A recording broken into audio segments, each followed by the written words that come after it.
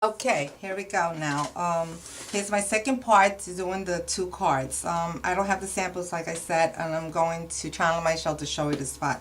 But what I already did is I cut out the images of one of the techniques, which is this one. Here's the one that I stamped and didn't ink up. And I'm sorry, the one I didn't ink up the butterfly and just ink up the little small flower and just stamp it. So I'm using this one. The color that I'm using for the base is the Apricot Appeared. You know, we know how to, the cut of this here. And then I cut out the Apricot. I also cut down to 3 1/4 by 3 1/4. Okay, that's going to be my inside. The outside piece is which is going basic grade. This is cut 3 1/2 by 3 1/2. Okay, so I'm going to mount the Apricot Appeared to my base of gray.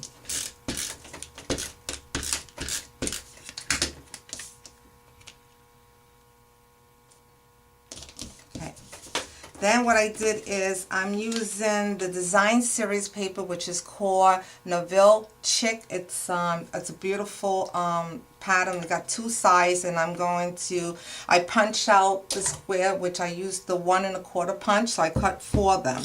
And how I'm going to mount them, I'll show you what I did. So I'm going to use the 2 sides, but I'm going to use two sides and the other 2 on the other side. So it's like I don't know, like a mosaic like. So I'm going to mount this one using this pattern. Then I'm going to flip over this to show this pattern.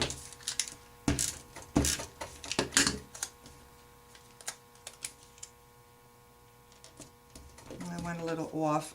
Every time I do something in front of the camera, I never make it perfect, but at least you get an idea what I'm talking about. Then I'm going to take the other pattern and using this side.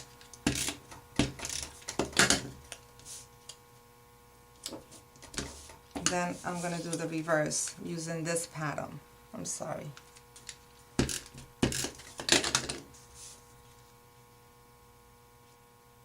Okay, so it's going to look like this. Alright. Then I'm going to take the butterfly that I cut out, and I'm going to use just pop dot. Matter of fact, let me mount this piece to my base. You can use pop dot. You can use the pop dot in 4 corners and lift it up. It looks also pretty, but I'm going to make it simple because I always like to make my cards simple. And then I'm going to use my pop dot. Oops. There we go.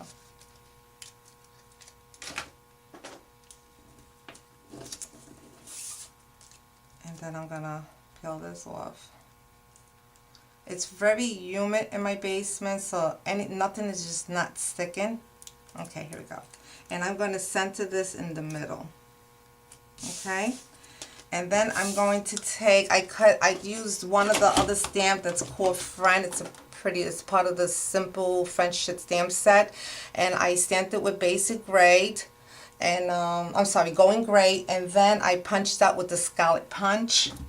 And I'm going to, instead of popping it, because I have too much going with the pop-up, so I'm going to adhese this right into my card, to my base.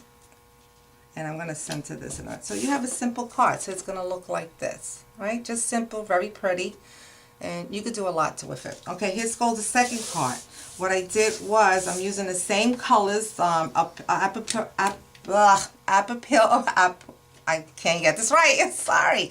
Apricot Appeared. Sorry about that.